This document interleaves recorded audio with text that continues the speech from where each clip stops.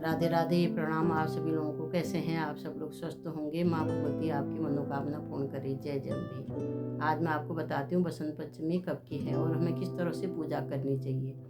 इस बार जो है बसंत पंचमी 23 जनवरी की है और हमें माँ सरस्वती की किस तरह से पूजा करनी चाहिए।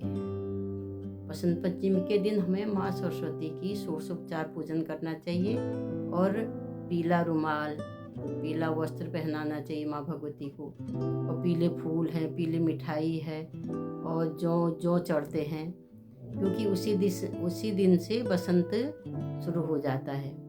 तो बसंत पंचमी के दिन हल्दी को थोड़ी घोल के या पीला रंग या हर सब कुछ चढ़ाया जाता है माँ भगवती की। सबसे पहले माँ भगवती, माँ शारदा की पूजा होती है, माँ सरस्वती की पूजा होती है। आप कहीं भी जाते हैं देखते हो, पहले माँ शारदा की पूजा होती है।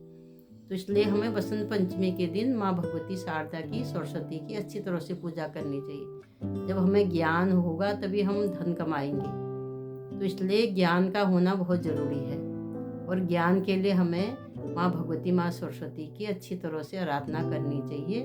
और इसमें माँ भगवती का एक बहुत सुंदर सा मंत्र है, इसको आप अपने बच्चों को करवाइए। अगर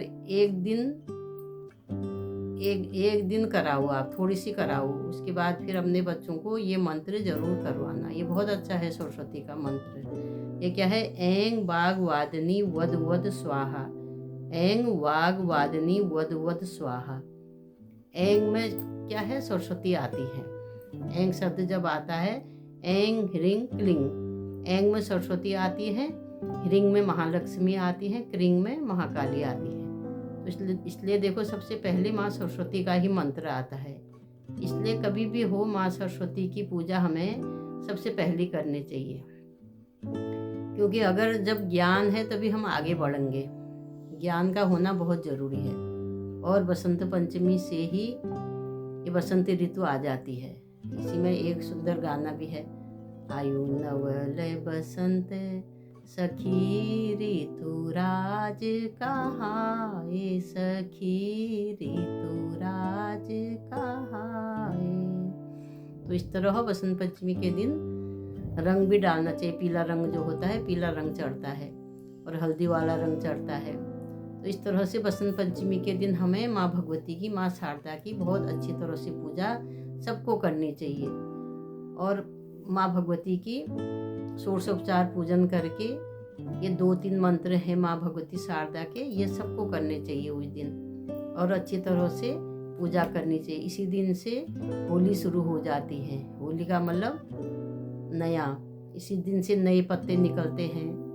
जो देखा, सब पतझड़ होता है तो नए पत्ते उगने शुरू हो जाते हैं। तो बसंत पंचमी के दिन ही कोई अगर हम नया काम करना चाहते हैं तो उस दिन शुरू कर सकते हैं। जैसे शादी विवाह है, बसंत पंचमी के दिन भी कोई लगन सुझाने की ज़रूरत नहीं पड़ती है। उस दिन ऐसे ही बसंत पंचमी अपने आप में बहुत बड़ा दिन माना जाता है। उसी दिन से शादी ब्याह जो ऐसे करना चाहता है, विगत सुझाए बसंत पंचमी के दिन कर सकता है, नया काम कर सकता है।